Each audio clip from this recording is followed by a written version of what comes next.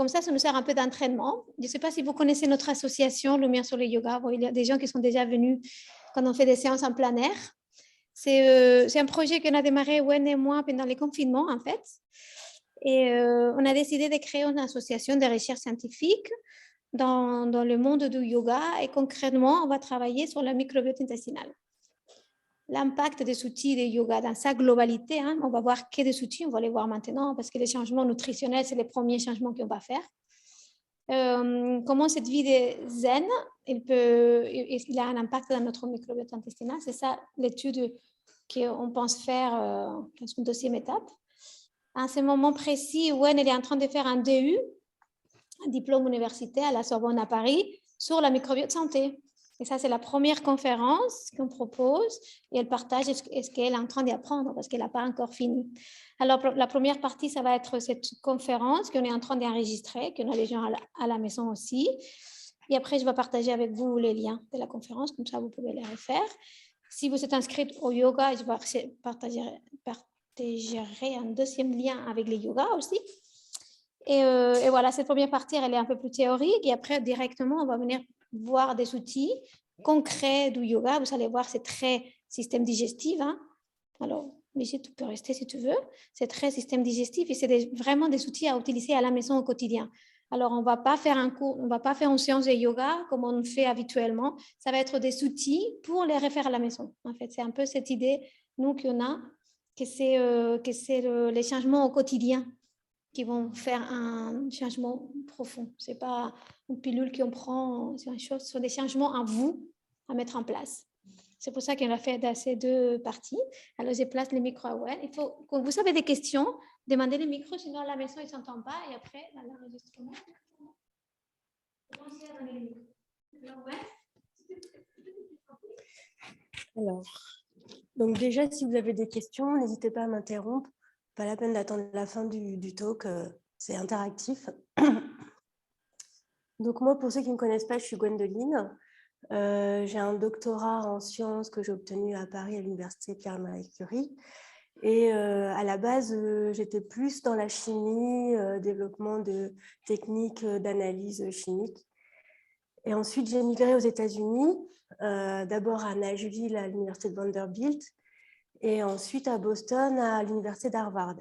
Et c'est là où je me suis vraiment beaucoup plus orientée vers la biologie et vers l'intestin pour regarder vraiment comment les cellules de l'intestin se régénèrent et regarder spécifiquement des cellules avec un microscope à très très haute résolution. Donc voilà d'où commence mon histoire avec l'intestin en fait. Donc je vais commencer pour mettre la lumière sur le microbiote. Est-ce que déjà vous avez à peu près une idée de ce que c'est? Est-ce que vous en avez déjà entendu parler? Est-ce que c'est vrai? C'est vrai, c'est vrai. Alors ça, c'est parce que en fait, le microbiote, on entend un peu tout. Hein. Il y a à boire et à manger. Il faut aussi faire attention. Il y a vraiment plein de choses. Vous allez voir pourquoi après. Sinon, est-ce qu'à part ça, ça vous dit... Qu'est-ce que ça vous évoque? Déjà rien quand on voit l'image là. Voilà, bah, les micro-organismes en fait. Donc voilà, c'est tous les micro-organismes qu'on a dans notre corps. Donc effectivement, donc, le microbiote, c'est vraiment la star du moment où on voit là le nombre de publications qui sont sorties. Il y a eu vraiment un taux croissant en 2020 avec une grosse augmentation. 21, bon, ça a un petit peu baissé, mais je pense que c'est dû au confinement et au Covid. Et tous les journaux scientifiques grand public qui en parlent. Voilà. Alors pourquoi? Donc il y a eu 49 papiers en 2020 qui sont sortis. Alors quand je parle de papiers, c'est des articles scientifiques publiés dans des journaux scientifiques et approuvés par la communauté scientifique, où il y a eu des expériences et des données. Alors, pourquoi le microbiote il s'est développé comme ça là récemment? En fait, c'est parce qu'on utilise des techniques qu'on appelle de séquençage, de génomique, où c'est exactement les mêmes techniques qu'on utilise pour séquencer l'ADN humain. Sauf que là, en fait, on va séquencer l'ADN microbien. Et il y a eu un bond aussi en bioinformatique, parce qu'évidemment, tout ça, ça génère un nombre de données énorme. Donc, il faut vraiment, derrière, il y a les outils informatiques et les bioinformaticiens derrière pour pouvoir traiter les données qui sortent avec tout ça. Et aussi, il y a eu des progrès en microbiologie avec pour identifier identifier des bactéries qui sont là, mais qu'on n'avait pas encore identifiées, nouvelles espèces. Alors là, c'est une petite image un peu pour vous montrer la taille. Donc, on commence avec un champignon qui est aux alentours de 10 micromètres. Alors, pour vous donner une idée, 10 micromètres, c'est la taille d'une cellule du corps humain. Donc, c'est vraiment très petit. Donc là, on a besoin du microscope pour regarder. Ensuite, on a la bactérie qui est de l'ordre de 1 micromètre. Et ensuite, on a le virus qui est de l'ordre du nanomètre. Donc là, c'est extrêmement petit. Et là, il faut des microscopes extrêmement puissants pour pouvoir regarder les virus. Oui, en fait, les micro-organismes, c'est champignons, bactéries, virus, archées. Archées, c'est les vieilles bactéries, les premières bactéries, en fait. Donc, c'est vraiment tout. Parce qu'on a tendance à penser bactéries, mais il y a aussi les champignons. Par exemple, dans la candidose, c'est un champignon. Et tout ça, c'est dans notre organisme. Donc, c'est vraiment, on parle en fait d'écosystème. C'est vraiment quelque chose qui est en équilibre, qui bouge tout le temps, qui est dynamique et qui va être forcément influencé par notre environnement, par ce qu'on mange, par notre manière de penser, de comment on se sent aujourd'hui, si on est bien, si on n'est pas bien. Donc, il faut vraiment garder cet écosystème en équilibre pour ne pas créer de dysbiose. Donc là, je vais vous parler du plan. Donc là, déjà, vous avez une image, c'est une image de synthèse, mais en fait, c'est pour voir. Donc là, on voit le tube digestif, l'intérieur du tube digestif, avec les petits villi, les villosités qu'on voit. Et ce qu'on en vert, en fait, c'est les bactéries. Donc pour voir comment ça se passe en fait à l'intérieur. Donc d'abord, on va voir les microbiotes, parce qu'en fait, on en a plusieurs. On parle du microbiote intestinal, mais il y en a plein d'autres. La composition du microbiote, les interactions entre micro-organismes, donc ça c'est ce que je vous disais avec l'écosystème, comment ils interagissent entre eux.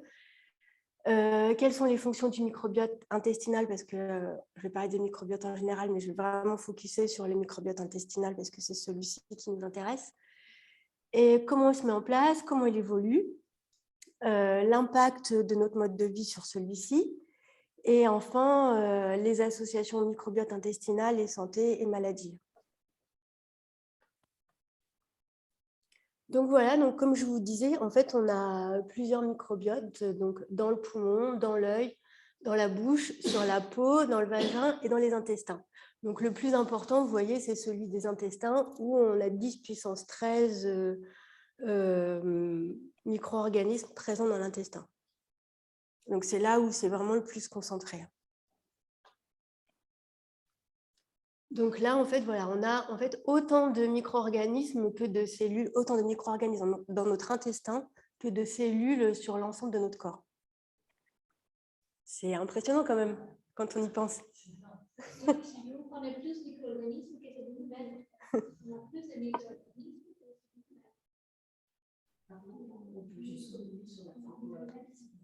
Oui. Ah, mais je peux vous envoyer les slides si vous voulez.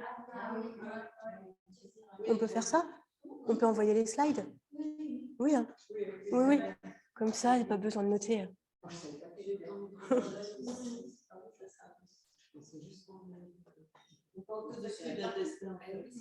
Oui. Le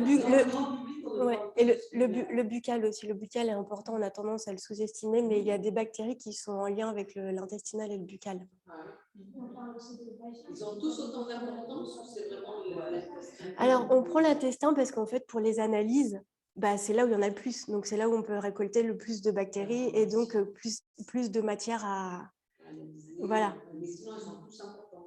Mais oui, parce que justement, c'est ce que je disais, la bouche, on a tendance à sous-estimer la bouche, mais c'est très important.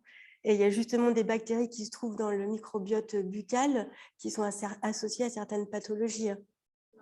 Et des fois, ça peut être de l'intestin ou des pathologies auto-immunes. Et en fait, des fois, ça peut être un premier signe. Donc, des fois, on le met un peu de côté, mais en fait, non, c'est dommage parce que ça peut… Complètement. Bah oui, en fait, en fait, je vais vous expliquer après comment… parce qu'en fait, il y a le nerf vague, en fait, aussi, qui relie tout ça. Mais vous allez voir, je vais vous expliquer tout ça. Donc là, c'était juste pour vous montrer un petit peu la complexité en fait, de descendre du règne, donc prokaryote, la bactérie, jusqu'à l'espèce, par exemple, Escherichia coli. Donc, il y a vraiment tout ça à descendre. Et donc, c'est pour vous montrer en fait, que les techniques d'analyse, il faut qu'elles soient hyper avancées pour pouvoir… C'est assez compliqué même des fois de descendre jusqu'à l'espèce. Jusqu'au phylum, on y arrive. La famille, le genre, mais l'espèce, des fois, c'est un peu compliqué. Et l'espèce, c'est important parce qu'il y a différents types et forcément différentes fonctions et différents métabolites liés à ces bactéries. Mais on y vient, la recherche va se développer et on pourra… Ça, c'est une photo de microscope. Oui. Oui, c'est à l'échelle, elle est à quoi? 2 microns, on dirait? Ouais, 2 microns. C'est microscope électronique, ça.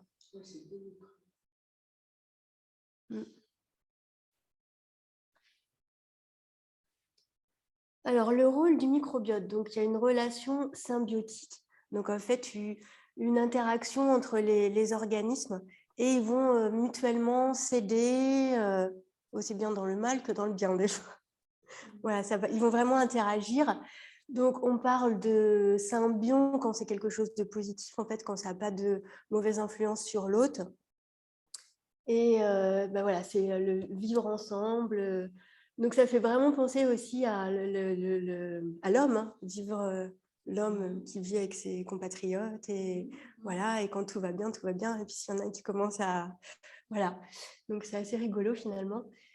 Et donc, voilà, donc ça décrit vraiment un mutualisme parfait. Il y a vraiment… ils vont s'aider les uns comme les autres. Et en fait, tout ça, cette symbiose, elle va aider au maintien de l'immunité. Donc, il y a 2 types d'immunité, l'immunité innée et l'immunité adaptative. Je vais vous en parler un petit peu, mais je ne vais pas trop rentrer dans les détails parce que c'est assez complexe et peut-être que ça ne va pas trop vous…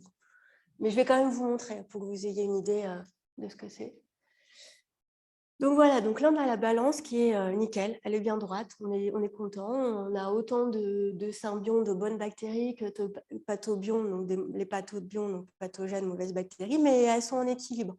Donc tout va bien, la balance elle est droite. Et donc les bactéries commensales, c'est celles qui procurent ni bénéfice ni préjudice à l'autre. Les symbions, c'est les fonctions bénéfiques. Et les pathobionts, c'est celles qui sont susceptibles d'induire des pathologies. Donc, j'ai oublié de vous préciser aussi, tout ce que je vous dis là, c'est des choses qui sont tirées de la littérature. Donc, à chaque fois, vous voyez, vous avez la référence. Donc, c'est quand même, vous voyez, c'est des choses relativement neuves. 2009, ça reste quand même assez neuf pour la recherche. Et ça a été publié dans Nature, donc c'est des bons papiers.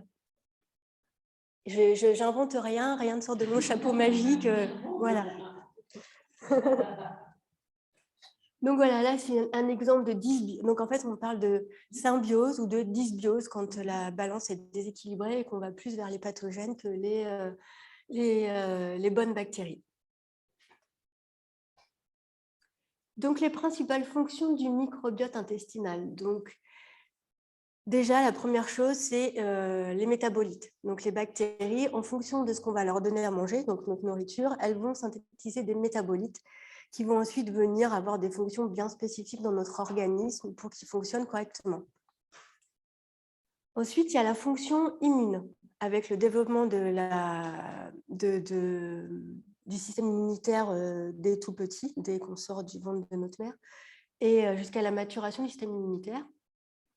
Ensuite, il y a la fonction barrière de l'intestin, donc du microbiote qui va se trouver au-dessus de l'intestin et l'intestin lui-même qui va en fait éviter les pathogènes de rentrer ou d'autres molécules de sortir. Je vais vous expliquer ça aussi après.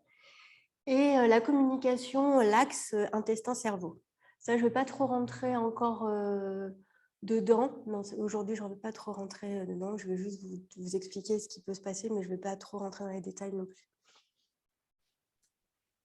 Alors, l'évolution du microbiote, en fait, ça commence déjà in utero, dans le ventre de la mère, et dès qu'on sort du ventre de notre mère. Et ça va dépendre aussi de ce que la mère a pris, si elle a pris des antibiotiques, le mode d'accouchement, un tas de choses. Et ensuite, ça va évoluer vers la vie adulte avec perturbation ou non en fonction de ce qu'on va rencontrer. Mais on va forcément être perturbé parce que de toute façon, on rencontre toujours des choses qu'on n'a pas envie de rencontrer et ça, des fois, on ne peut pas toujours. Mais ce qui est bien, c'est qu'il est résilient, le microbiote. Donc, on peut quand même toujours, s'il y a quelque chose qui ne va pas rééquilibrer, il y a toujours possibilité de... C'est pas facile, mais c'est possible.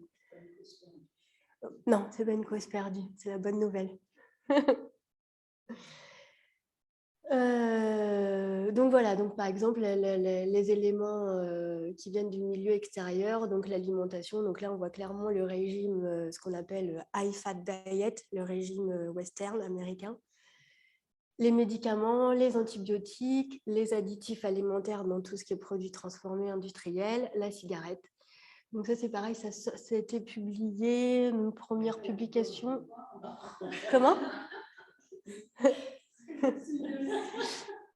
L'alcool. Alors, donc il y a des polyphénols dans le vin rouge, mais point trop d'infos. Dans le raisin, il y a plein de polyphénols. Donc voilà, donc les premières publications, elles datent de 2010 jusqu'en 2016. Et il y a aussi des effets après sur la descendance aussi, forcément. Donc la mise en place du microbiome, donc comme je vous ai dit tout à l'heure, c'est un système dynamique qui bouge en fonction de nous. Donc dès l'établissement, donc dès la naissance, avec l'allaitement, puis la diversité, l'introduction de la diversité alimentaire, ensuite la prise de médicaments, d'antibiotiques. Ensuite, chez les femmes, la grossesse, qui est encore un bouleversement avec des changements hormonaux qui peuvent aussi changer le microbiote. Il faudrait peut-être aussi mettre aussi l'adolescence où il y a des changements hormonaux qui viennent aussi perturber le microbiote. Et puis après, quand on vieillit, c'est pareil, on prend plus de médicaments, plus d'antibiotiques, et voilà. Donc ça évolue. Là, tu as mis le establishment juste sur la première période, c'est-à-dire c'est vraiment quand tu es petit. Oui, en fait, c'est sur, on appelle les 1000 premiers jours. Les 1000 premiers jours, c'est à partir de la période in utero jusqu'aux 2 ans de l'enfant. C'est la période cruciale pour l'établissement du microbiote. Et je vais vous montrer, il y a des études qui ont été faites où ils ont suivi une cohorte de bébés et après ils ont regardé ce qui leur arrivait quand ils étaient un peu plus grands. Voilà. Ouais. Après, ce n'est pas des choses faciles à faire parce que les mamans ne sont pas toujours d'accord aussi pour qu'on fasse des expériences sur leur bébé. C'est normal. Alors voilà, la mise en place du microbiote chez le nouveau-né. Donc c'est une étape clé. Donc déjà, il y a l'âge gestationnel de la mère qui rentre en jeu. Donc comme je vous ai dit, le mode d'accouchement, si c'est césarienne ou voix basse, la prise d'antibiotiques de la mère au 3e trimestre. Ensuite, les facteurs postnataux avec l'alimentation, l'environnement, ce qu'on respire, où on est aussi, si on est en Europe ou en Afrique, on va voir que c'est différent. Et les antibiotiques aussi chez les enfants. Donc, quelles sont les premières bactéries colonisatrices? Et après, est-ce que ça a un impact sur la dysbiose ou pas? C'est des questions qui se sont posées. Maintenant, on a les réponses.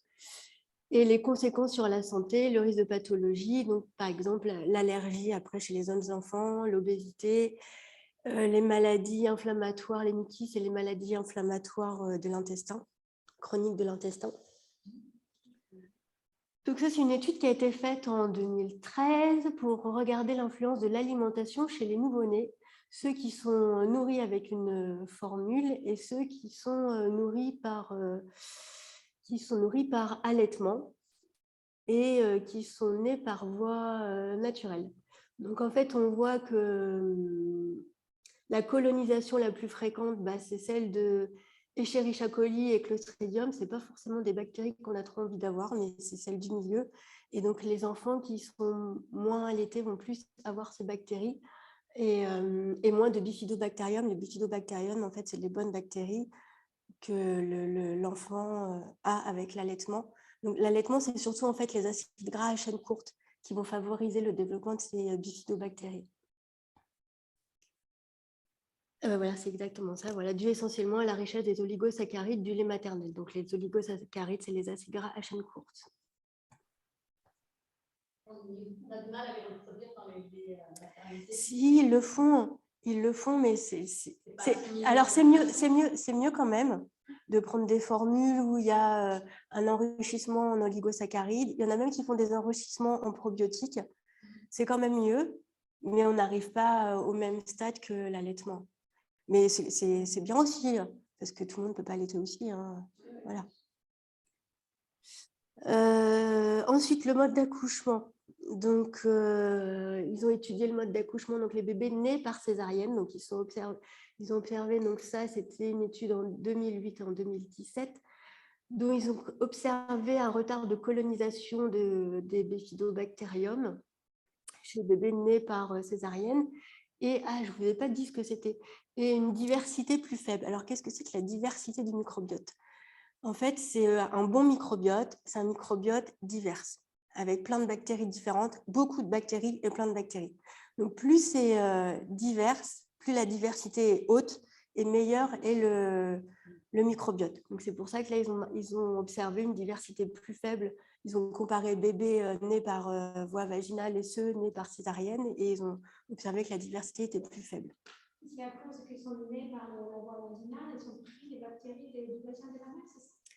Oui, ils ont pris ça, mais il y a aussi une étude. Alors, ce n'est pas encore tout à fait très clair, ça aussi, mais ils ont fait une étude et ils trouvent beaucoup plus de bactéries qui viennent du microbiote intestinal de la mère que du vagin. Mais c'est pas encore très clair. Mais en tout cas, une chose est sûre, c'est que les bébés qui naissent par voie vaginale ont un microbiote plus diversifié. Ouais. Après, ils ont fait des expériences aussi avec ils ont badigeonné les bébés nés par césarienne avec le microbiote intestinal de la mère, donc les fesses de la mère. Et ils sont aperçus qu'ils arrivaient presque à la même, je crois même à la même, je n'ai pas dû le mettre ce papier, il me semble qu'ils arrivent à la même hauteur que les bébés nés par voie vaginale quand ils les induisent de fesses de la mère. Donc en fait, c'est quelque chose qu'il faudrait faire, mais est-ce que... Et puis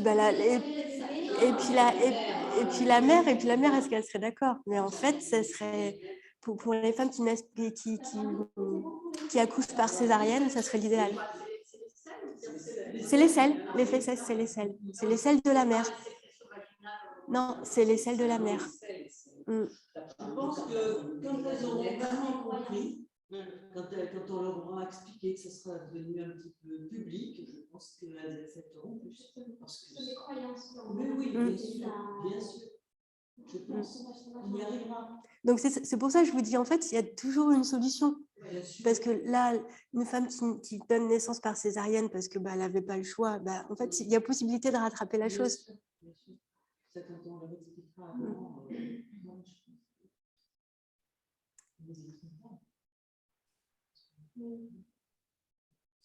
Donc ensuite, ils ont étudié l'impact de l'antibiothérapie. Donc bien évidemment, on voit la même chose. Hein. Diminution des bifidobactérium, diminution de la diversité. Et là, ça vous montre un petit peu un résultat, un tableau de ce que ça donne. Donc là, on n'est pas allé jusqu'à l'espèce. Hein. On s'est arrêté au protéobactérium, au firmicutes, bactéroïdes, actinobacterium. Donc, on n'est pas descendu jusqu'à l'espèce. Hein. Mais déjà, on voit avec les différentes couleurs ce que ça donne. Et voilà. Et donc, ils ont remarqué que l'effet était accentué chez les enfants qui étaient en plus qui n'étaient pas allaités, quoi. Ça, c'est la mère qui prend des antibiotiques, en fait. Ouais. Voilà. Impact de l'antibiothérapie perpartum, donc c'est avant la naissance. C'est surtout au 3e trimestre, en fait. Au 3e trimestre de la grossesse, si la mère prend une antibiothérapie.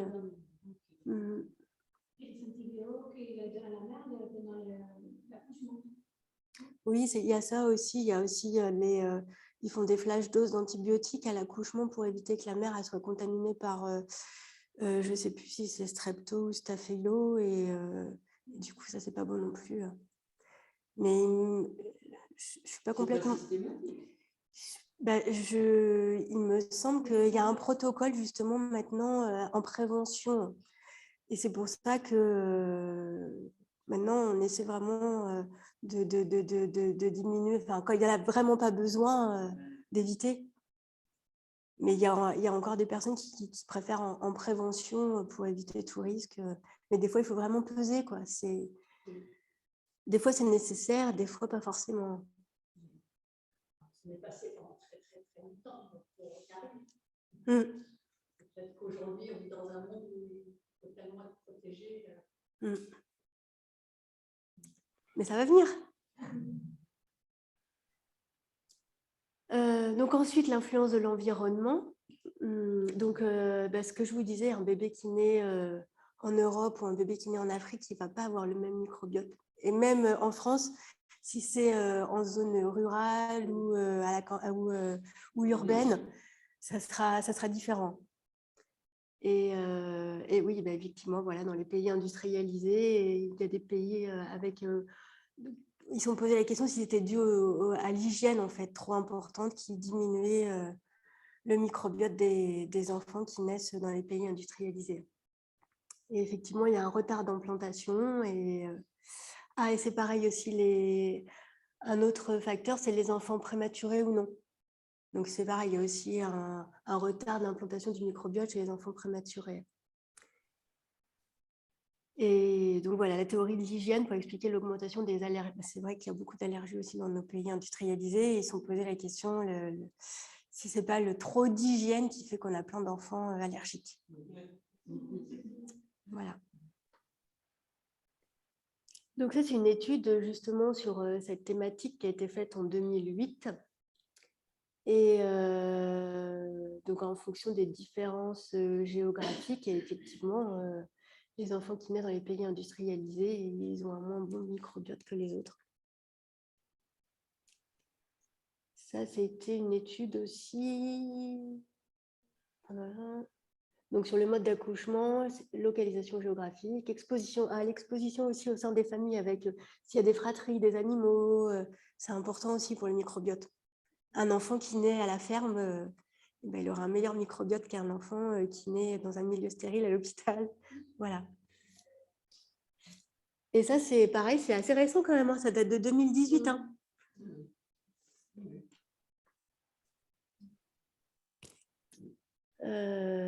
Voilà, donc ils ont montré effectivement que les bébés qui naissaient par césarienne augmentaient une fois plus grands, en fait, augmentaient le risque d'allergie et d'asthme. Donc ça, c'est encore par rapport à l'antibiothérapie. Donc ça, c'est une étude aussi qui a été faite en 2017. Et effectivement, voilà, les risques d'allergie et de dysbiose précoce chez l'enfant. Et c'est une cohorte qui a été faite sur pas mal de femmes, quand même à 1700 femmes enceintes. Et ils ont suivi les enfants jusqu'à l'âge de 5 ans. Donc, c'est une grosse étude. Hein. Donc, voilà. Donc, en montrant que le risque d'allergie augmente à partir de 2 ans. Quoi. Donc, pour les enfants qui ont eu des antibiotiques à la naissance, ça va, moi, c'est ça? Non, c'est l'antibiothérapie chez la mère. Chez la mère. Ouais. Et qui provoque... puis les enfants aussi qui ont eu... non, pardon. Effectivement, tu as raison. C'est chez les enfants à moins d'1 mois, qui ont eu des antibiotiques à moins d'1 mois. Ce n'est pas chez la mère. Et donc, ils ont montré qu'il y avait une diversité plus faible et donc un risque d'allergie accru après 2 ans.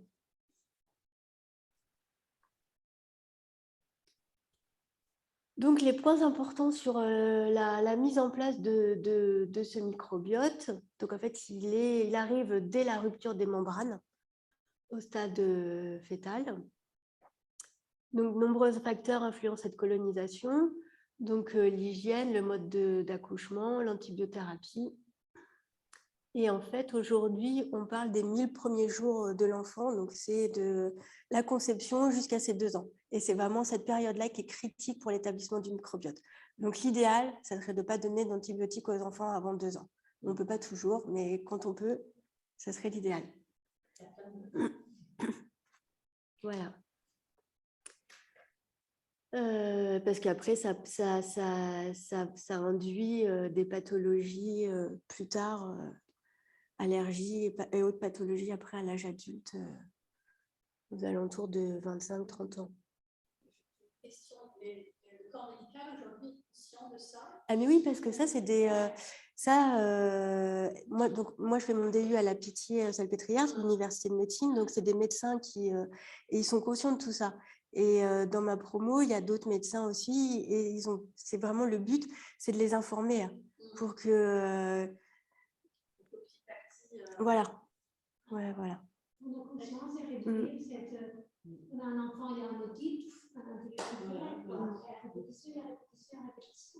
Après, c'est bien parce que la Pitié-Salpêtrière, je crois que c'est l'un des meilleurs hôpitaux de Paris, donc c'est quand même la référence. Donc, si la référence commence à parler de ça, c'est une bonne chose.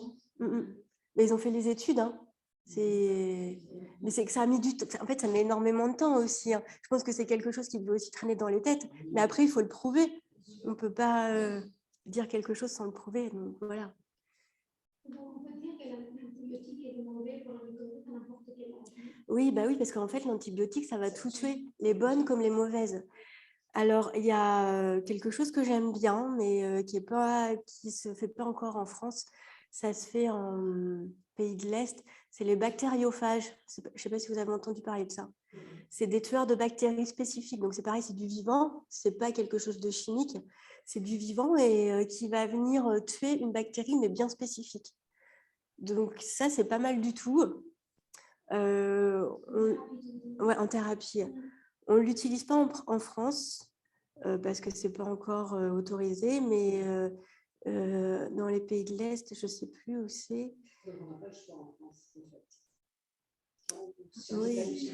Après, oui, après. Ah, les bactériophages. Alors, les bactériophages, c'est vraiment en fait quand on a une infection qui dure, qui est chronique.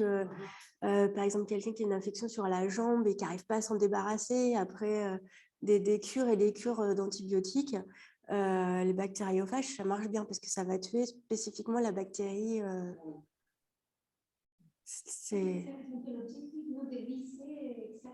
Mais oui, spécifique, exactement, spécifique, ciblé. Alors là, je vais vous parler de l'impact du mode de vie sur notre microbiote intestinal. Donc là, c'est l'étude qui a été faite où on a comparé les microbiotes des enfants au Venezuela et des petits Américains. Donc là, on voit clairement la diversité qui diminue chez les petits Américains et contrairement au Venezuela où elle est vraiment bien meilleure. Donc c'est ce qu'on appelle la westernisation. C'est le mode de vie western américain. Alors ça, je vais vous parler du microbiote et du système immunitaire pour que vous puissiez avoir une visualisation quand même de ce qui se passe à l'intérieur. Donc ça, c'est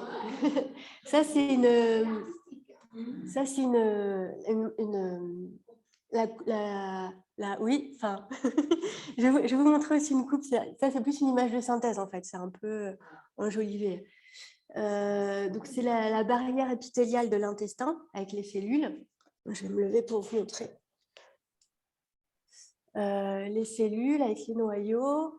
Là, on voit toutes les cellules de l'immunité, donc les roses et les jaunes, qui sont à l'intérieur. Et les bactéries, là, qu'on voit ici, donc le microbiote, qui est au-dessus. Et là, on voit par exemple une cellule de l'immunité qui est en train d'attraper un pathogène. Voilà. J'aimais bien parce que ouais, c'était joli, ça faisait un peu artistique. Voilà. Et voilà. Et donc, ça va créer une réponse immunitaire innée ou adaptative. Donc ça, c'est encore une image de l'intestin. Donc, on voit, donc là, c'est ce qu'on appelle les villosités.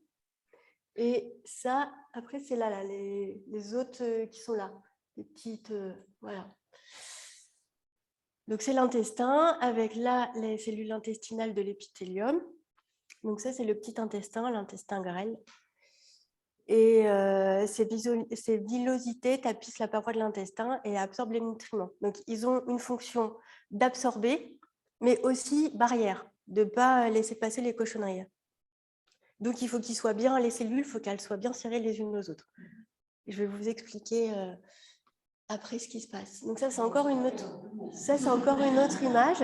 Donc là, on voit bien, ça, c'est les villosités.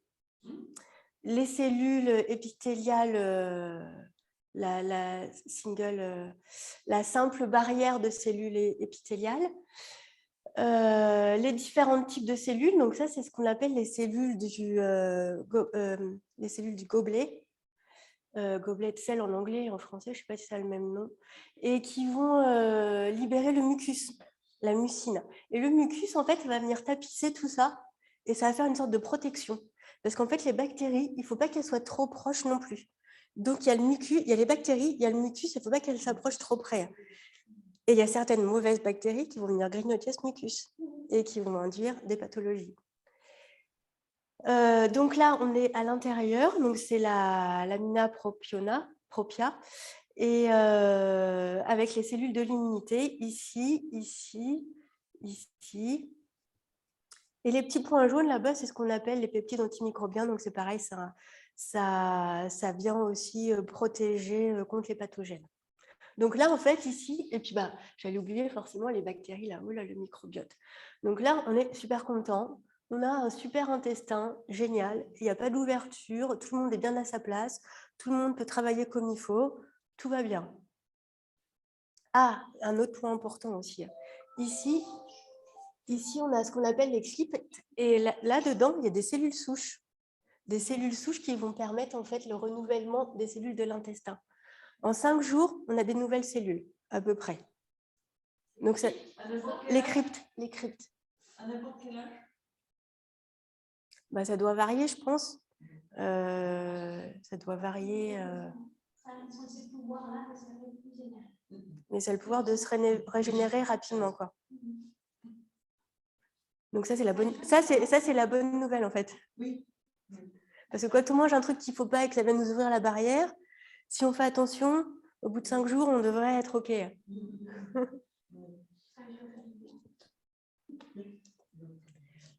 Alors là, c'est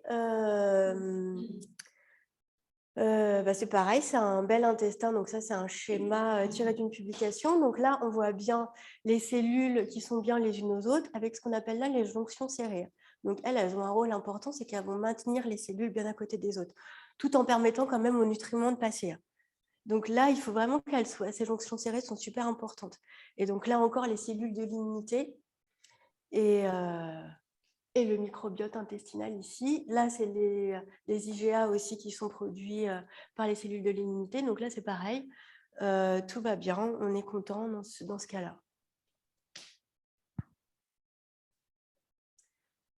Alors là, je vais vous parler rapidement de l'immunité innée. Donc en fait, ce qui se passe, c'est que quand il y a quelque chose, là par exemple, il y a une bactérie qui va venir passer à travers ici, alors qu'elle n'a pas du tout, elle ne doit pas passer normalement, et elle passe quand même.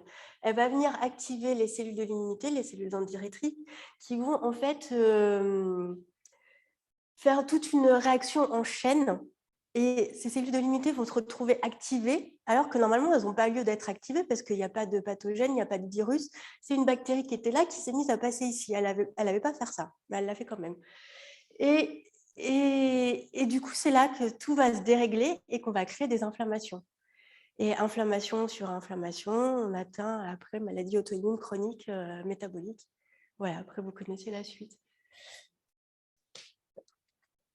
Alors, ça, c'est donc l'immunité innée, c'est la première qui se met en place dans les quelques heures. Après, il y a l'immunité adaptative qui va se mettre en place dans les 24-48 heures, il me semble. Et ça va venir activer, en fait, ces cellules-là, donc qui vont envoyer les anticorps pour capter le pathogène. Et après, il y a toutes ces cellules-là aussi. Donc après, je ne vais pas trop rentrer parce que c'est assez compliqué. Mais voilà, il y a 2 immunités, innée qui est assez rapide et l'adaptative après qui se met en route et qui va sécréter des anticorps dans le corps et après qui vont être envoyés aux différents endroits du corps où on a besoin via le flux sanguin ou d'autres conduits. Voilà. Alors là, voilà. Là, c'est le cas d'un intestin ouvert. Donc là, il est carrément bien ouvert. Et là, c'est la panique totale. Donc, il y a tout qui passe. Les cellules de l'immunité, elles sont activées. Et donc, on appelle ça la barrière donc stress du reticulum, autophagie et inflammation. Et là, c'est la catastrophe. On a super mal au ventre et après, on a mal partout. Voilà. Oui, homostasie, oui. Alors, là, je voulais vous montrer une vidéo, mais je vous la montrerai après. Ça, c'est une coupe. C'est ce que tu disais tout à l'heure. Donc, en fait, on a pris un intestin. Je ne sais pas si c'est de souris. Ça doit être de souris ou d'homme, ça, je ne sais pas. Et puis, on fait une petite coupe et puis on la montre lamelle. Et puis, on colore avec des colorants et on regarde ça au microscope. Donc, c'est la même chose. Hein. On voit bien les villosités avec les cellules épithéliales de l'intestin. Là-bas, c'est les cryptes. Avec les cellules de Paneth qui produisent les peptides antimicrobiens et qui sont importants pour le système immunitaire inné et qui ont un effet sur les bactéries, les champignons, les parasites. Et donc, comme je disais, cette barrière, en fait, elle permet l'absorption, mais elle permet aussi la défense contre les toxines, les antigènes. Et elle permet aussi le maintien, parce que si elle est ouverte, il n'y a plus de maintien et le système immunitaire inné et adaptatif, il commence à faire n'importe quoi. Donc, c'est vraiment, faut qu'elle laisse passer spécifiquement des nutriments, mais pas n'importe quoi. C'est vraiment, en fait, finalement, cette fine couche de cellules épithéliales qu'on a au niveau du petit intestin, de l'intestin grêle, elle est hyper importante. À la rigueur, ce que je peux vous conseiller, quand des fois vous avez mal au ventre ou des choses comme ça, essayez de vous imaginer vos cellules de l'intestin bien comme il faut, bien belles, bien serrées. Et peut-être ça peut... Non, mais ça peut peut-être aider, que le renouvellement se fasse plus vite, mais il faut vraiment y penser très fort. Hein. C'est pas juste là. Et puis plusieurs fois. En méditation, par exemple. Voilà, quand vous faites de la méditation, vous pensez à vos petites cellules de l'intestin qui sont bien... Allez, répare-toi.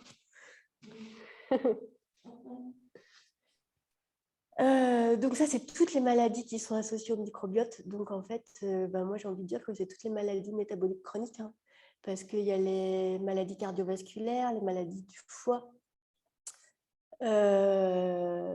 les maladies neurodégénératives au niveau du cerveau, les troubles, les maladies du trouble de l'alimentation, Parkinson, Alzheimer, sclérose en plaques, anxiété, dépression, autisme, stress, addiction.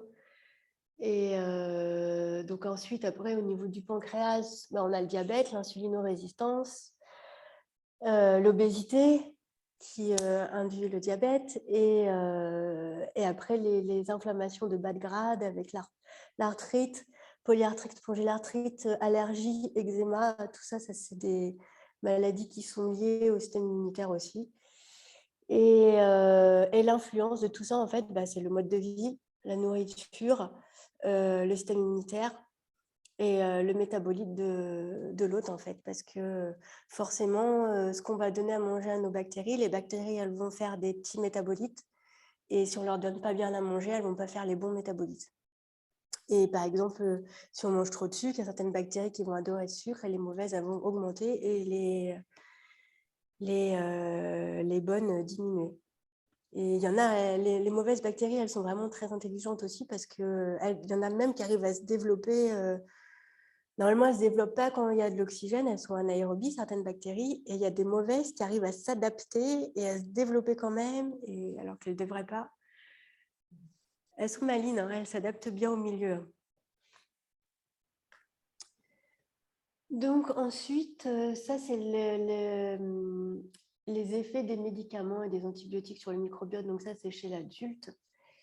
Et donc en fait, il y a aussi le microbiote en fait, qui va affecter les médicaments qu'on prend, c'est-à-dire la capacité d'une thérapie à marcher ou non. C'est-à-dire, si on a une dysbiose du microbiote, on va prendre certains médicaments, mais ça ne va pas marcher.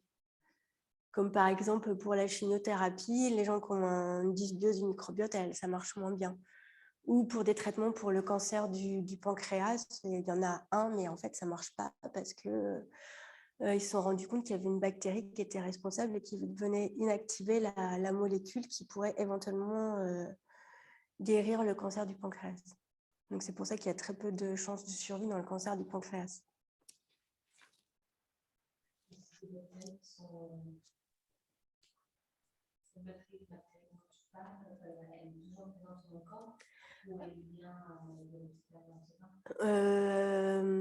Donc, je ne sais pas laquelle bactérie est dans ce cas particulier, mais des fois, c'est des bactéries qui viennent du milieu extérieur. Des fois, on peut en avoir à l'intérieur, mais comme elle est sous-exprimée, bah, ce n'est pas un souci.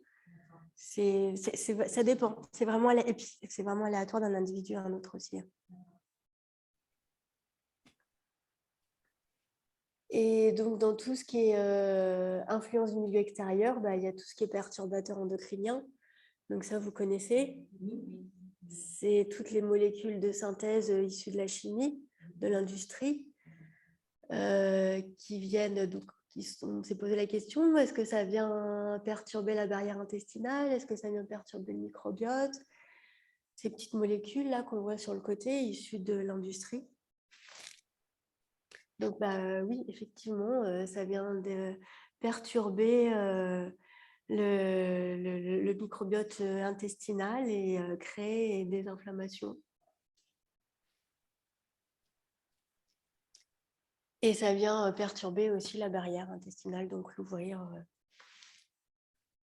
Donc ça, c'est... je pense que vous savez déjà ce que c'est, hein, que les perturbateurs endocriniens, hein, c'est toutes les aliments transformés, industriels, le plastique, tout quoi. Enfin, tout ce qui est issu de l'homme, en fait, tout ce qui est synthétisé par l'homme, tout ce qui est issu de la nature, bah non, ça passe. Ah oui, en fait, c'est là aussi, on oublie aussi, mais les contenants. Les contenants. Par exemple, c'est super bon de manger de la sardine parce qu'il y a plein d'oméga 3, mais dans la sardine, elle est conservée dans quoi? Dans des boîtes en métal. Donc, le métal, il est en contact avec la sardine, et après, on mange la sardine. Donc, le mieux, c'est de prendre des sardines dans des boîtes en verre, dans des bocaux en verre. Mais en fait, on n'y pense pas. Parce qu'on se dit, on va manger des petits poissons parce que c'est ceux qui seront moins contaminés par rapport aux gros poissons. Bah oui, c'est bien parce que il nous faut des oméga 3. Et, voilà, donc il y a des pièges partout en fait. Il y a des pièges en fait. Il faut quand on est dans une étape où je vais changer mon mode de vie, changer mon alimentation, on va au supermarché et en fait on peut y passer 3 heures parce qu'au final à tout regarder. Et puis bon, après on s'habitue, non mais en fait il me faut pas ça, il me faut ça, et puis après ça va vite. Mais au début c'est la galère parce qu'en fait il y a plein de pièges partout. Et puis des fois on ne comprend pas tous les mots. En fait, dès qu'il y a un mot qui est un peu bizarre, il faut se dire que c'est pas bon quoi. Dès qu'il y a un mot qu'on ne connaît pas, qui est un peu bizarre, qui ne ressemble pas à un truc naturel, bon, voilà. Ah oui, exactement. Exactement. Et puis la poêle qu'on va utiliser. Si c'est une poêle en téflon, voilà. Non mais il y a des pièges partout. Et puis il ne faut pas trop chauffer parce qu'après on va tout casser. C'est compliqué. On est miné de partout. Donc, on peut essayer de manger quelque chose qui ne passe pas par l'usine. J'arrive pas parce que la farine est passée par l'usine, les os de la poule ils sont passés par l'usine, tu commences à regarder. Au marché, va chez les producteurs locaux. Franchement, les marchés, il y a vraiment pour la nature. Et des charcutiers. Donc là, c'est un schéma pour montrer en fait les petits carrés violets tout en haut, c'est les perturbateurs endocriniens. Et voilà, donc on voit clairement qu'ils ouvrent la barrière intestinale, qui passe. Donc la barrière intestinale devient perméable. Du coup, il y a les bactéries aussi qui passent et qu'ils vont venir activer les cellules de l'immunité et donc créer ces maladies métaboliques chroniques. Voilà. Donc là, c'est pour vous montrer la diversité, comme je vous ai parlé tout à l'heure. Donc là, c'est un bon microbiote. Il y en a plein. Il y a plein de couleurs différentes. Celui-ci, il n'est pas très bien. Il est différencié en couleurs, donc, mais en fait, il n'y en a pas assez. Et l'autre, il y en a beaucoup, mais il n'y a que du vert. Donc, imaginons que ce soit que des Clostridium difficilés. Et hop, ça, c'est maladie de Crohn.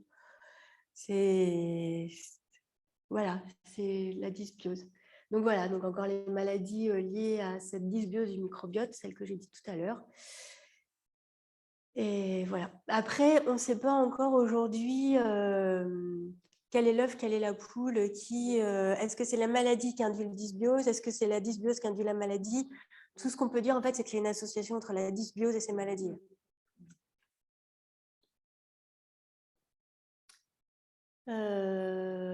Voilà, donc la diversité, elle est mise en place avant l'âge de 5 ans. Il faut une alimentation variée. Et donc, pour moduler ce microbiote, donc les applications futures, donc ça va être les probiotiques.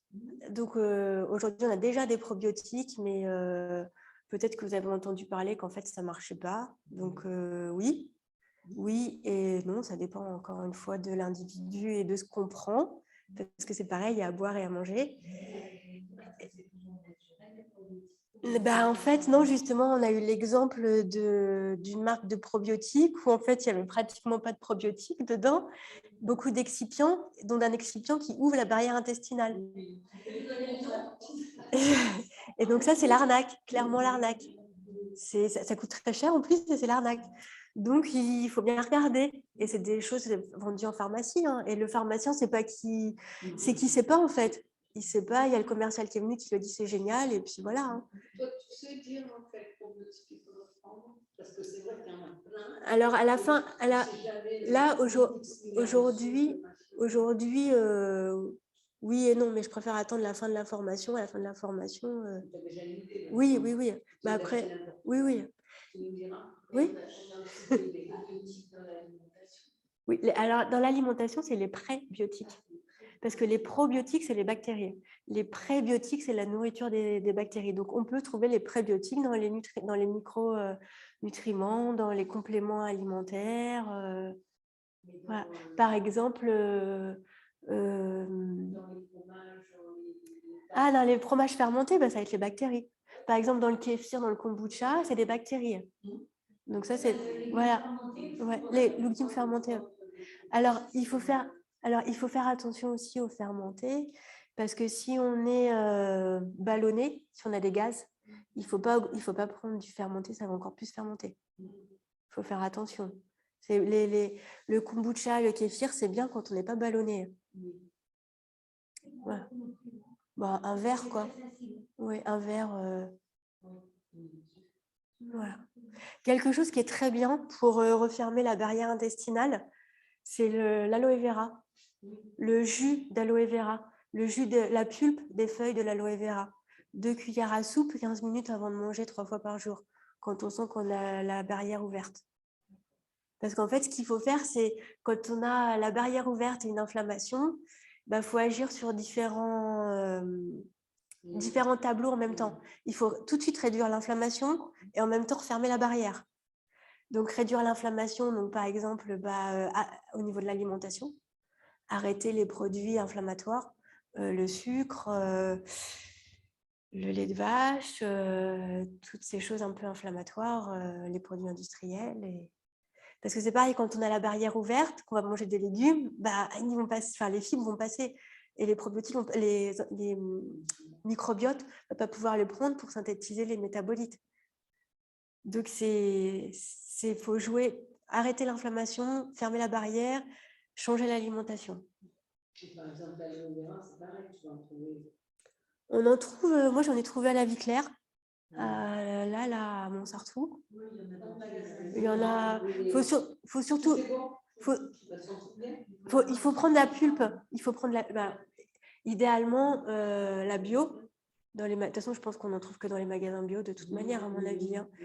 Et la pulpe des feuilles, il faut bien regarder que ce soit le jus de la pulpe des feuilles, l'intérieur de la feuille, la pulpe. Mais il me semble que toutes celles qui vendent, à mon avis, c'est la pulpe. Hein. Ouais. Ouais.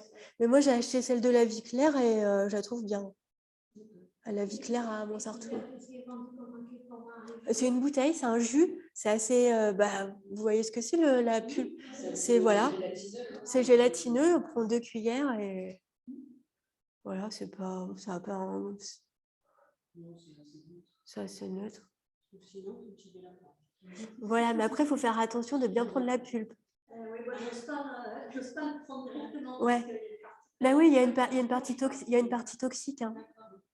Ah oui, il faut faire attention aussi. Hein. C'est pas parce que c'est des plantes que c'est pas dangereux. Hein. Avec des plantes, on peut tuer des gens. Hein. Les huiles essentielles, c'est pareil, il faut faire très attention. Hein. C'est pas parce que c'est les huiles essentielles que. Et tu peux me donner le nom des probiotiques, d'un probiotique? Alors là, j'en ai pas en tête. Et oui, ce que je vais faire, c'est que je vais noter quand j'envoie des biens et voilà.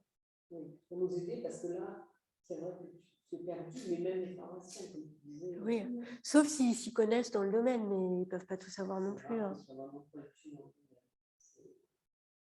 Mais alors, donc pour revenir au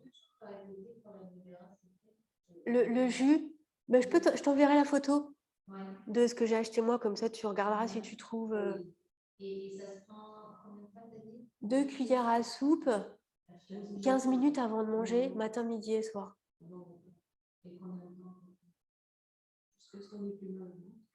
Oui, voilà. Et étant donné que ça met 5 jours pour se renouveler, voilà.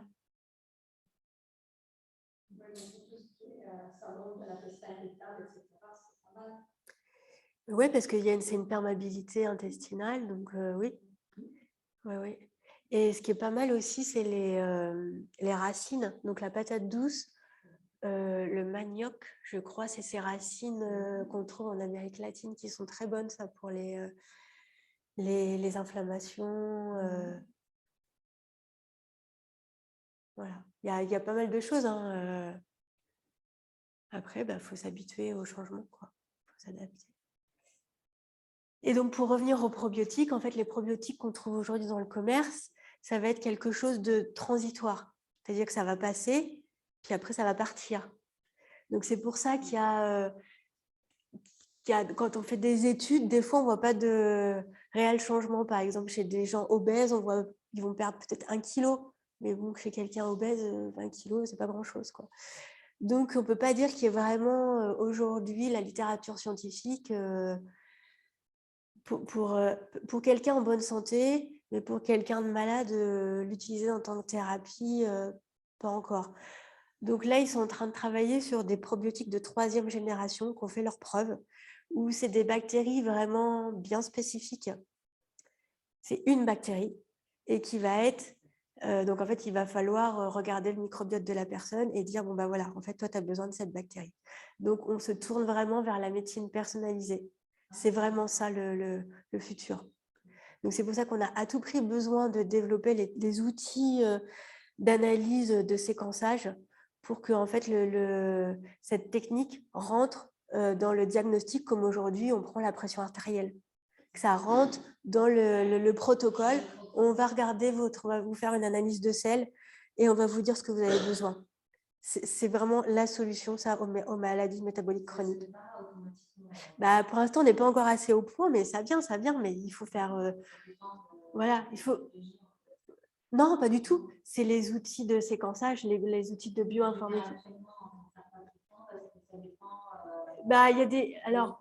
Alors par exemple, ceux qui nous donnent cours, ils le font. Par exemple, il y a des gastros qui le font, il y a des nutritionnistes qui le font, mais c'est parce qu'en fait, ils sont en lien avec ces gens qui font les analyses et ils savent, ils sont au courant. Mais tout le monde n'est pas au courant. Mais ça devrait être fait sur toutes les maladies, en fait. C'est pas quelque chose qui est généralisé.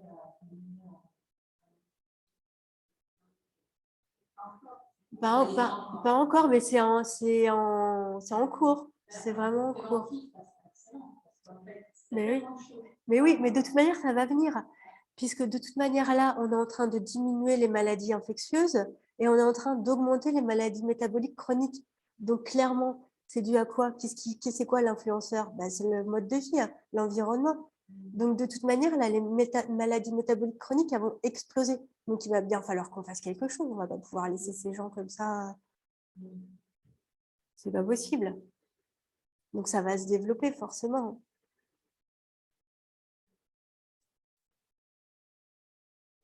Donc voilà, là c'est la même chose encore avec le mode de vie ancestral en fait où ils ont un meilleur enrichissement du microbiote.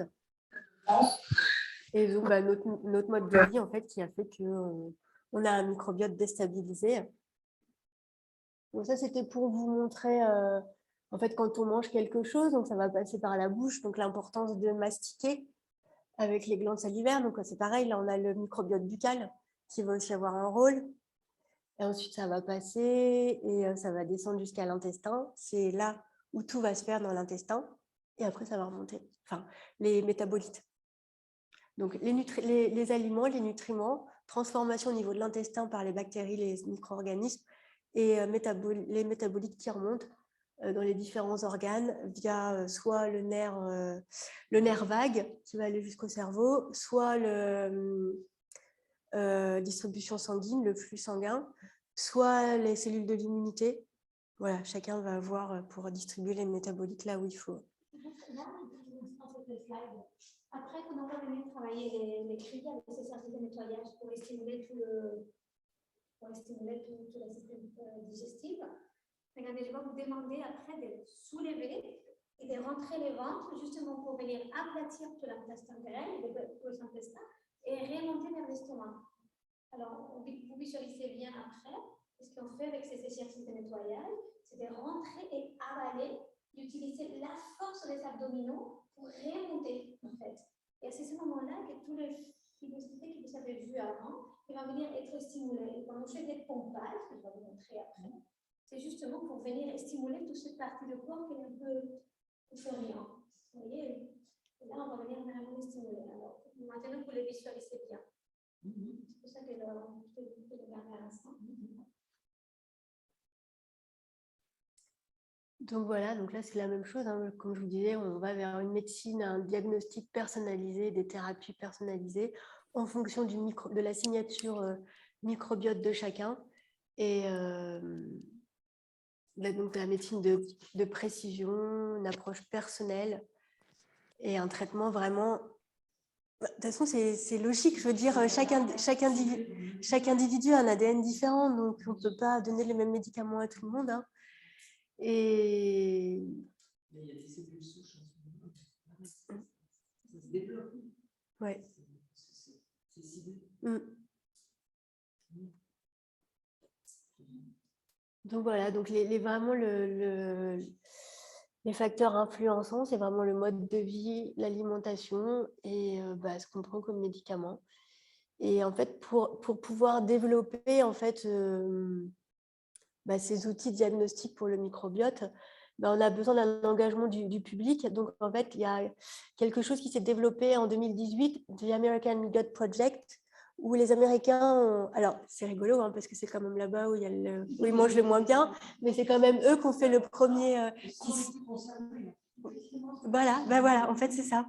Donc on revient à ce que je disais tout à l'heure, quand on aura explosé le nombre de maladies chroniques métaboliques, on va se réveiller. C'est pour ça qu'ils font la recherche publique là-bas. Oui, ils sont concernés. Ils ont un peu plus d'argent aussi. Oui.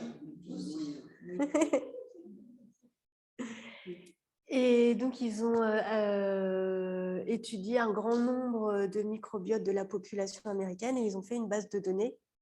Donc, nous, on ne peut pas l'utiliser parce que, voilà, il faut le microbiote, en fait, pour pouvoir le comparer, il faut que ce soit des individus ayant le même mode de vie, la même alimentation. Voilà, on ne peut pas les mélanger un Américain, avec un Européen, avec un Africain. On ne pourra rien en tirer de tout ça. Parce qu'en fait, aujourd'hui, c'est ça. On peut envoyer nos selles et il y a des compagnies où on va leur donner 300 ou 500 € et ils vont nous sortir une analyse. Mais en fait, on ne peut rien en faire parce qu'ils comparent notre microbiote à leurs clients. Leurs clients, ils viennent partout dans le monde. On ne peut pas comparer, on ne peut pas savoir. Donc ça, c'est pareil, il faut faire attention à ne pas se faire avoir aussi, parce que c'est le phénomène de mode. Et tiens, je suis tellement mal, je vais envoyer mes selles et ils vont me trouver une solution. Bah ouais, mais c'est l'arnaque. Les faits, ça coûte effectivement très cher.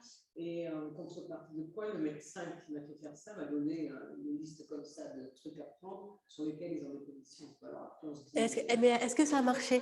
Est-ce que ça a marché? D'accord.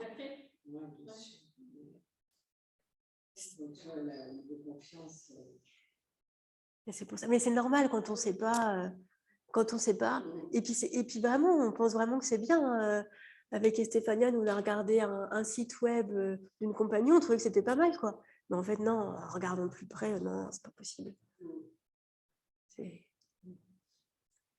Voilà, et donc du coup en France on s'y met aussi, donc maintenant on va faire le French Gut et c'est des labos qui font partie de la Métagénopolis à côté de Paris qui font ça. Et voilà, c'est ça, donc en fait ils ont c'est un projet citoyen en fait pour récolter le microbiote des Français et pour pouvoir ensuite faire une base de données et donc avancer la recherche dessus. Et ça, c'est nous, c'est notre équipe. Donc, il y a Christelle, Liliana, Estefania et moi. Et donc, nous, ce qu'on aimerait faire, c'est mettre au point une référence d'un microbiote sain. Donc, par exemple, les gens qui font du yoga, qui ont tous le même mode de vie, qui mangent à peu près la même chose, la même tranche d'âge, le même sexe aussi, parce que ça change aussi forcément. On fait toujours des études où on mélange hommes et femmes, mais en fait, les hommes et les femmes, ils ne sont pas pareils. Et on ne fait pas beaucoup d'études chez les femmes, parce que les femmes, c'est compliqué, il y a les hormones, c'est chiant. Et nous, on aimerait bien regarder justement chez la femme aussi, et en fait, avoir cette base de données, ce que c'est qu'un microbiote sain qui pourra être utilisé comme référence pour le diagnostic. Pour pouvoir comparer une autre base de données aux autres. Votre base de signature, qu'est-ce que c'est un projet sain? Et vous voyez, en faisant, et donc en ayant ce mode de vie, voilà, vous pouvez avoir un bon microbiote. Parce que après, il faut donner les outils aux gens. C'est bien beau de dire bon bah voilà, hein, mais il faut leur dire quoi faire. Sinon. Donc là, à tous les cas, vous proposez soit la partie technique, soit le côté yoga, il y a de la naturopathie aussi. Moi, j'ai fait la yoga-thérapie. C'est comme ça en fait qu'on est arrivé à faire ce projet ensemble, parce que la yoga-thérapie, c'est l'utilisation des outils de yoga. C'est pour ça que nous, on ne savait pas, c'est appelé l'association Lumière sur le yoga au bas, parce que les gens pensent yoga et tout pensent yoga en posture. Mais la posture, il y en a des postures, c'est un quart, un cinquième de tout ce qu'on fait. Tu veux prendre le micro peut-être? On va les poser des questions. Et tu avais une vidéo à présenter aussi, non? Oui. Ouais. Et non, c'est tout simplement pour dire ça, que la yoga-thérapie, ça va venir cibler les outils de yoga, mais pas que, parce qu'on démarre par, quand on va faire, alors notre idée, c'est de prendre un groupe de personnes que peut-être vous voulez participer à notre étude, hein, alors, parce qu'on a besoin des gens qui s'engagent, on ne sait pas sur combien de temps, le protocole n'est pas encore fait, mais l'idée générale, c'est de prendre un groupe de personnes, je ne sais pas combien, 15, 20, parce qu'on ne veut pas aller dans des grands numéros, parce qu'après, c'est très difficile à suivre, les gens abandonnent. Vous voyez, nous, on voudrait faire des données initiales, comment on appelle ça, des données préliminaires, et après, parce que bien sûr, on n'a pas d'aide, c'est nous, vous qui nous aidez, hein. Nous, on est tous bénévoles, on essaie de payer que les frais. Alors, on aimerait bien avoir une base pour faire un paper, pour faire un premier, et alors avoir de la crédibilité. Et alors, comme il dit Wen, suivre un groupe de personnes, je sais pas, peut-être entre 15 et 20 personnes autour de nous, parce qu'on doit être à vivre tous dans les mêmes endroits, comme elle dit, et faire les mêmes choses. Et alors, on va les donner des conseils nutritionnels que je vais vous donner juste après, quand on démarre. Alors, des conseils, je vous verrai, hyper simples. On n'a pas besoin d'aller voir un nutritionniste. Il faut vraiment acheter des produits près de chez nous. Vous voyez, des trucs super simples, la moitié de l'assiette de légumes, des conseils vraiment super faciles. Avoir une vie zen, c'est-à-dire avec des bons rythmes et comprendre voilà, que la respiration détend et voilà, comprendre quelque chose de points clés. Bien évidemment, on va venir les donner de la nourriture. Alors, bio, on ne sait pas exactement comment. On est en train de parler avec Biocop, comment on peut faire ça. Et on va venir faire des outils de yoga que je vais vous montrer après, des kriyas, des exercices de nettoyage spécifiques pour les systèmes digestifs. Il y a un kriya spécifiquement que je voudrais utiliser, que c'est un nettoyage à base de l'eau. C'est de l'eau salée. Moi, j'aimerais bien utiliser les jeunes, mais ouais, elle n'est pas trop d'accord. On va voir, on est en train de voir. Elle me dit, ouais, mais j'ai peur et tout. J'ai dit, mais non, il faut le faire. Il y a une personne encore dans l'équipe, c'est Irénée, que vous la connaissez, les personnes, Karine, qui est à la maison, qui a fait notre formation et toi. Irénée, c'est un médecin qui a fait avec moi, comme moi, la yogathérapie à Paris, espagnole. Elle fait partie de l'équipe aussi, avec l'étude. J'aimerais bien qu'elle se mette un peu peut-être on a des jeûnes, parce que les gens, ils ont peur, faire un jeûne. Moi, j'aimerais bien faire un jeûne 15 jours où elle m'a dit, tu es folle. J'ai dit, bon, peut-être 5 jours de jeûne de ne pas manger. Mais après, l'idée, c'est qu'on teste, on regarde les selles et on voit à quel point on va venir essayer de trouver un protocole pour donner aux gens comment on fait les outils. Alors, tenez, ça, c'est les protocoles, outils à faire pour améliorer votre microbiote. C'est ça qu'on essaie de trouver avec des moyens naturels. Bien évidemment, on va venir donner des probiotiques aussi. Vous êtes prêts? Prêt et peut-être pro aussi, on ne sait pas encore. C'est vrai que Irénée, elle pourrait, en fait, si on décide de faire le jeûne, se contrôler et qu'on regarde dans le sens s'il n'y a pas des carences ou des choses comme ça. Pour pas que ce soit non plus... pour que ça soit bien contrôlé. C'est la recherche, alors on ne sait pas où on y va. On a envie de le faire. C'est exactement ça. On a envie de le faire. On a envie de... Si on va aller voir, on va voir avec... Je pense que la French Scott, ça serait bien s'il nous suit, il nous aide. Et voilà, c'est un joli projet, quoi. C'est cool. Et alors, les autres deux personnes que vous voyez, Christelle et Lily, alors vous les connaissez parce qu'ils ont fait la formation des profs de yoga avec nous.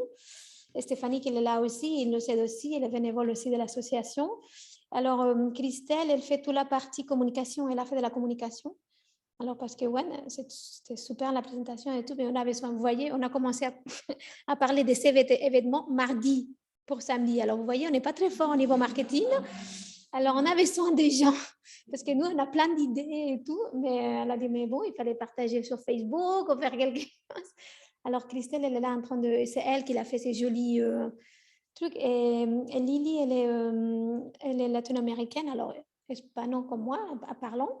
Et notre idée, c'est voilà, de ne pas rester en France, sinon de partager l'information avec les autres personnes. C'est un peu notre idée, c'est de développer comme ça. Mais vous voyez, à personne, comme on dit, à personne l'intéresse de savoir que manger des brocolis, c'est bon pour le microbiote. Vous voyez, alors personne nous aide économiquement parce que voilà, parce qu'il n'y a pas de sous derrière, c'est pas commercial.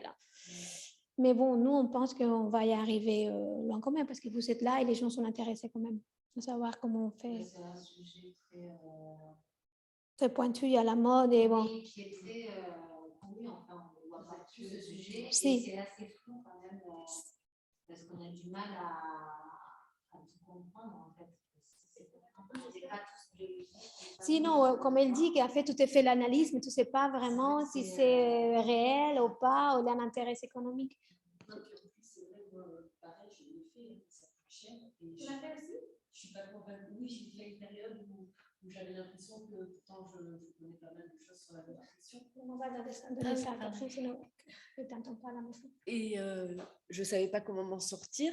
Et du coup, je suis allée voir une nutritionniste et elle m'a fait faire aussi toute une batterie d'examens qui coûtent cher. Mais à la fin, je crois que c'était surtout le stress qui a fait que j'étais dans une période où je n'arrivais pas à me sortir à être en équilibre dans mon alimentation, dans ma vie, et du coup, ça a tout déséquilibré, quoi. Ouais, Donc, pareil, au départ, c'était pas au point. voilà. Mais le problème, c'est qu'il y a une manne derrière pour tout ce qui est argent, que ce soit les compléments alimentaires et tout ça. Et du coup, c'est pas ce qu'il y a de plus naturel et on ne sait pas. Et en fin de compte, le fait d'arriver à gérer avec plusieurs méthodes comme ça, c'est beaucoup mieux, quoi.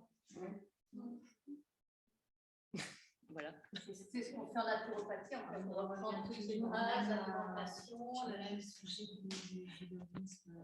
Oui, en naturopathie, on reprend toutes les bases, l'alimentation, la qualité de vie, gérer son stress, prendre du temps pour soi, etc. Et en fait, il y a aussi des gens qui vont vous donner des compléments alimentaires et il y a oui, aussi. ouais, bien sûr.